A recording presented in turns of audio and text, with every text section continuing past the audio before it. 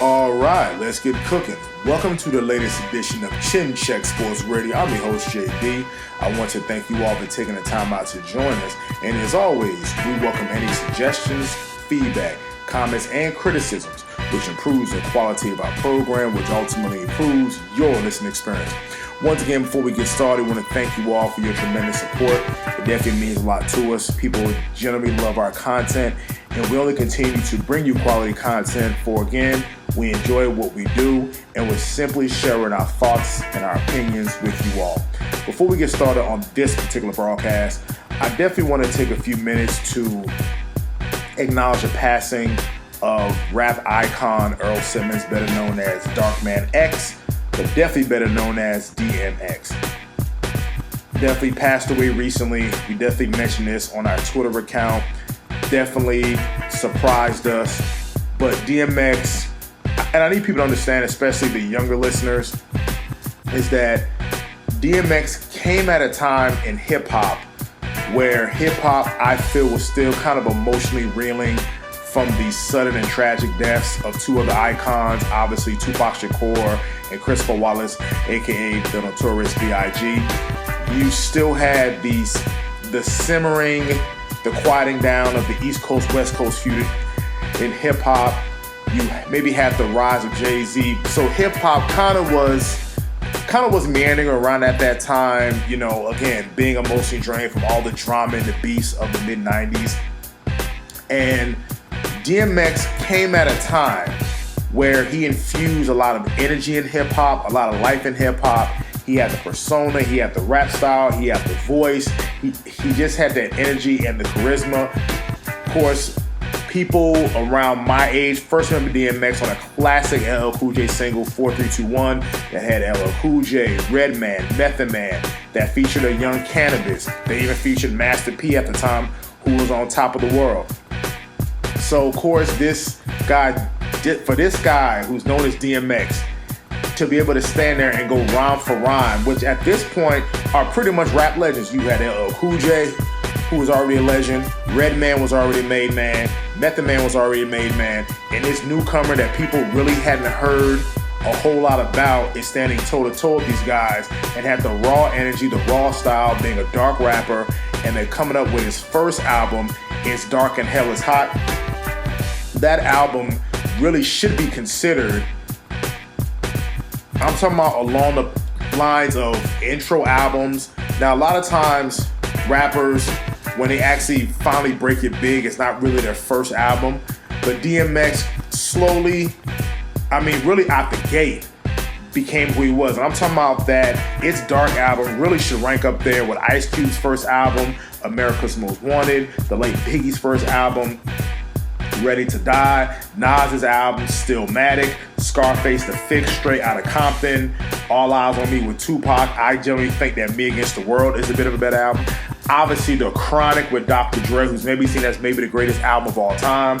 Doggy Style with Snoop Dogg, the score with the Fugees, Reasonable Doubt, The Blueprint, Enter the Wu-Tang, 36 Chambers. That album is right on par with those guys. Public Enemy, It Takes a Nation of Millions to Hold Us Back, and Fear of a Black Planet.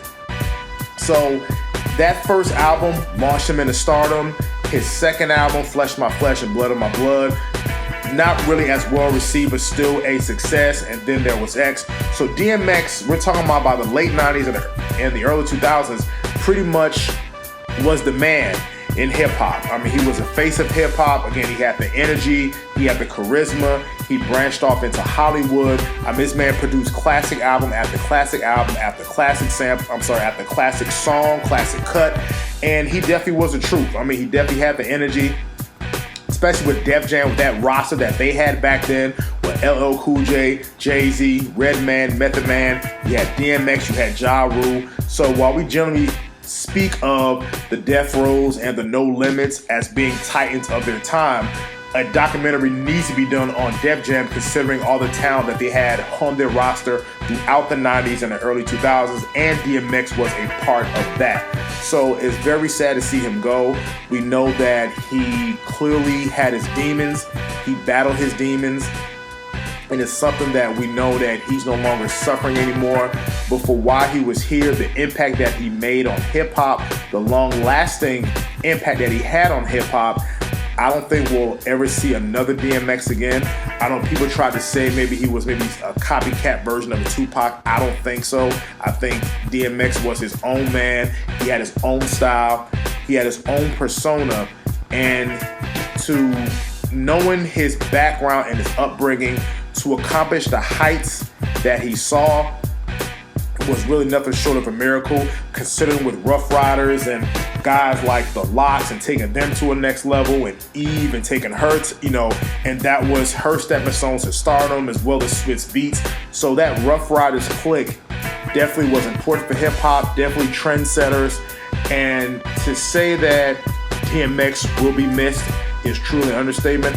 I myself had a chance to just actually meet him in passing one day. It seemed like a very cool guy. Definitely wanted to take a picture. So definitely to the family of one DMX, we at Chin Check Radio wish you our deepest sympathies and condolences on your loss. And we know that now X, he no longer has to suffer. And in fact, he's in a better place right now. So DMX champ, you definitely rest in peace, dog. Moving right along, the New England Patriots star receiver Julian Edelman has announced his retirement from the NFL. A well-played NFL career. Players retire all the time. Of course, that's just how the NFL works. But there's been a talk on recent mainstream sports media that Julian Edelman is a Hall of Famer. And we don't see how and don't see why Colin Cowherd on Fox News, well, Fox Sports, I guess Fox Sports I should say, on his program was really trying to somewhat compare a Julian Edelman with the Megatron Calvin Johnson, who himself is a first ballot Hall of Famer, by trying to say that a lot of Calvin's yards were garbage yards, they were makeup yards. And I couldn't get it. And I thank goodness for Nick Wright, who's maybe one of the few guys in the mainstream media who actually respect his opinion and seems to know what he's talking about.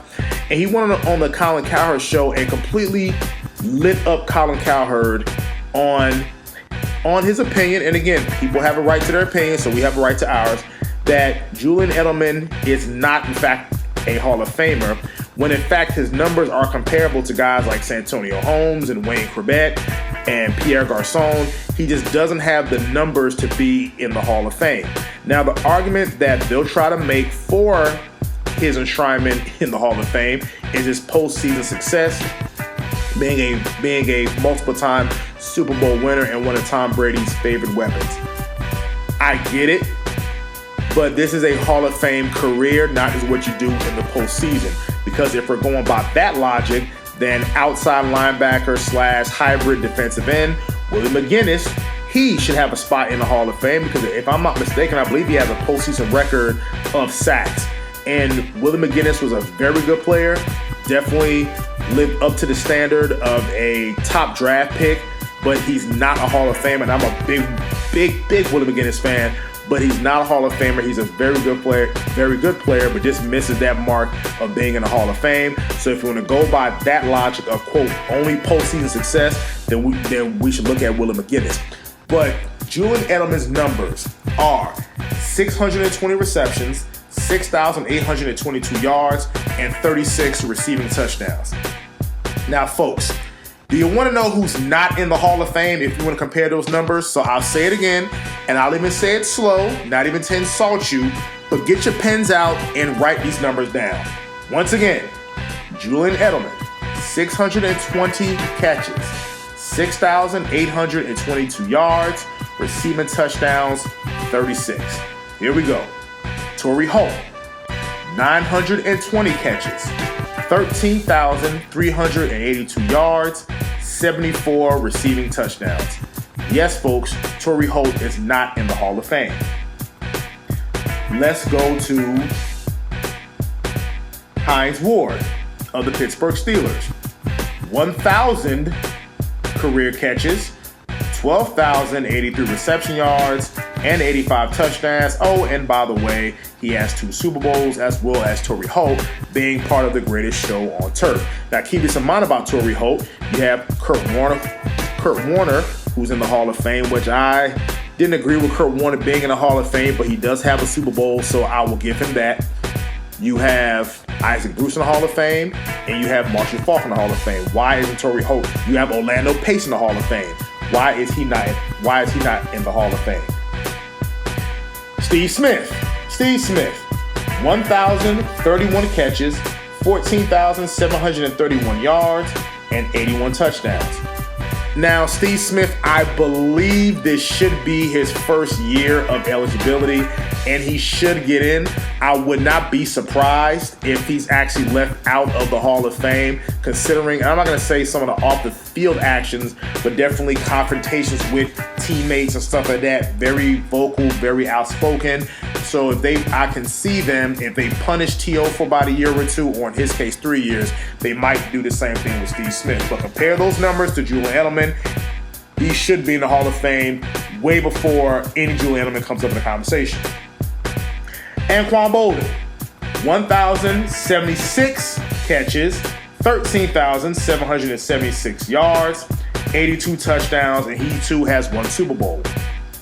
Reggie Wayne, 1,070 catches, 14,345 yards, 82 touchdowns. Andre Johnson, 1,062 catches, 14,185 yards, and 70 touchdowns. Folks, Reggie Wayne too is not in the Hall of Fame. That is absurd. Again, you have Peyton Manning going to the Hall of Fame, Marvin Harrison in the Hall of Fame, Edwin James in the Hall of Fame. How in the blue hell is Reggie Wayne not in the Hall of Fame? I get it. You know, some people might not be first ballot Hall of Famers. And I guess if you're a Hall of Famer, no matter when you get in, you are a Hall of Famer. However, these men are Hall of Famers. So, who's been on the ballot who has not made it? It's Torrey Holt, Hines Ward, and Reggie Wayne. All 3 should be in the Hall of Fame right now as we speak.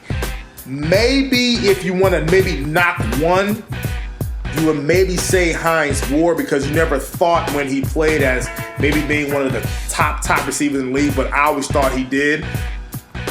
Clearly he should be in. Reggie Wayne, right there, he has the numbers, as well as Torrey Holt. Steve Smith should be a first ballot Hall of Famer, as well as Anquan Boldin and Andre Johnson. And I believe Andre Johnson, he won't be due up for another couple of years, but he definitely should be in the Hall of Fame. And that's 6 wide receivers who should be in the Hall of Fame before there is even mention of a Julian Edelman. He's not a Hall of Famer. He's a very good player. He's a New England Patriots Ring of Honor player, and this is no knock on him. So this is not to say you're dissing Julian Edelman's career. Great player, had that classic catch versus the Atlanta Falcons where how in the hell he caught that ball and that historic comeback. But again, if you look at totality, if you look at overall career, especially in terms of numbers, because that's a lot of times how we tend to base Hall of Famers is based on numbers, then clearly he's not in the Hall of Fame.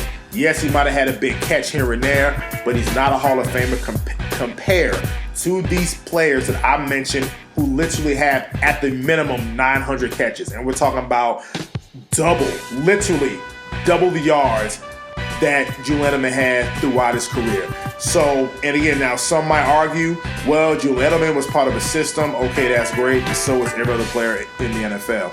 And he did have the greatest quarterback of all time thrown to him.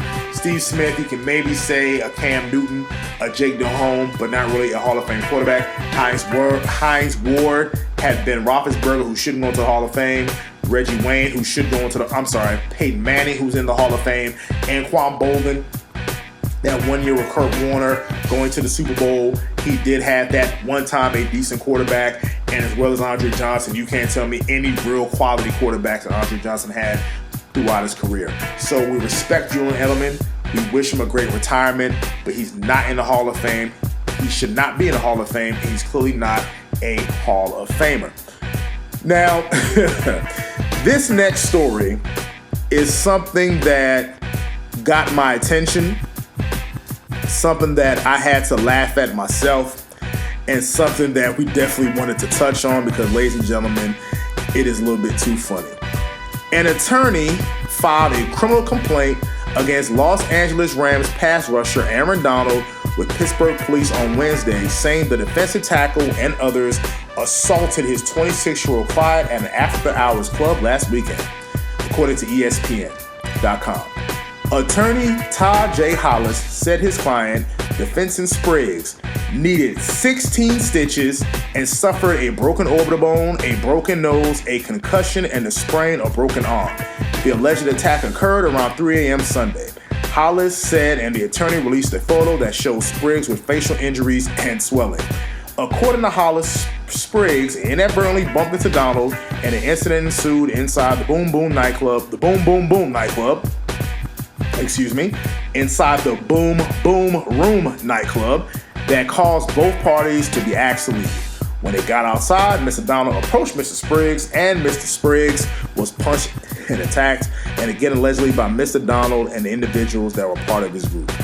Hollis said his client provided information to Pittsburgh police about the incident on Wednesday.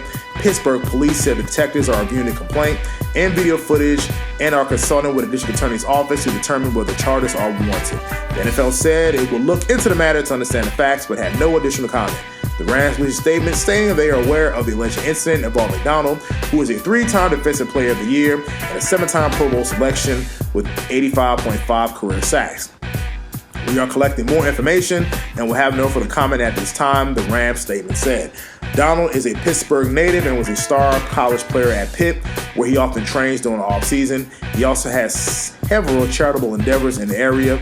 The Rams selected Donald with a 13th overall pick in the 2014 draft. He is in the midst of a 6-year, $135 million extension. Now, apparently there's been some exclusive footage that police have watched. So we happen to get our hands on the video as well as audio about the fight that happened between Aaron Donald and this gentleman.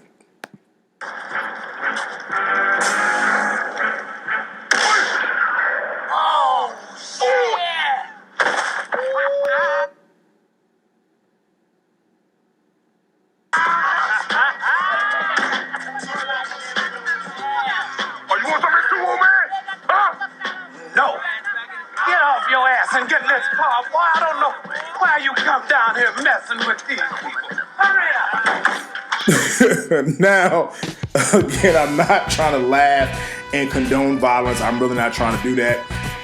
Now, we're going to say this. Of course, we don't have all the facts. We don't know what happened. Aaron Donald could clearly be in the wrong, and if he's in the wrong, he should suffer whatever legal consequences that will eventually result into civil action. I get it, nobody's disputing that. But knowing how people are these days, he claims that he bumped into Aaron Donald and was approached by Donald outside. Now, unless Aaron Donald's people jumped him, and maybe Aaron Donald is the easiest target because the fact Aaron Donald is worth $100 million, that's probably the reason why he was jumped by Aaron Donald's people. Now, folks, Aaron Donald's about 6 feet tall, almost 300 pounds, ripped up solid muscle. Literally ripped up, a genetic marvel, a future first ballot Hall of Famer. Right now, considering if he retired today, he'd be a first ballot Hall of Famer in 5 years. This man is worth $100 million. This guy, if I had to guess, and again, we could be wrong, and we hope we're wrong. Well, not gonna say we'll hope we're wrong, but we would understand if we're wrong. We live in a world now where you have grown men out here what they call clout chasing. That's what the new people call it. We call it getting attention. And these new age guys go to people, start talking junk, want to try people, want to get some attention, want to post it on social media, on Instagram and TikTok, just to get a little bit of I wouldn't say 15 minutes of fame, 5 minutes of fame. If that happened and the guy campaigned and got his ass selected, tough brother, deal with it. Just take the L. You ran up on the wrong dude. You started popping off at the mouth.